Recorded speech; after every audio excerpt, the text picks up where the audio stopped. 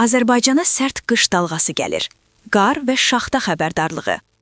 Son günlər Türkiyənin bir sıra bölgələrində və Rusiyanın paytaxtı Moskvada müşahidə edilən güclü qar yağışı və kəskin şaxtalar regionda hava proseslərini ciddi şəkildə dəyişib.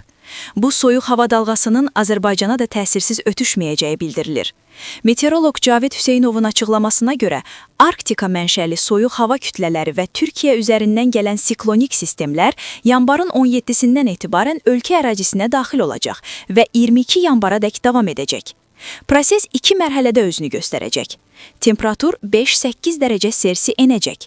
Bakıda yağış sulu qara keçəcək. Rayonlarda qar yağacaq. Yüksək dağlıq ərazilərdə 15-20 dərəcə Selsi şaxta gözlənilir.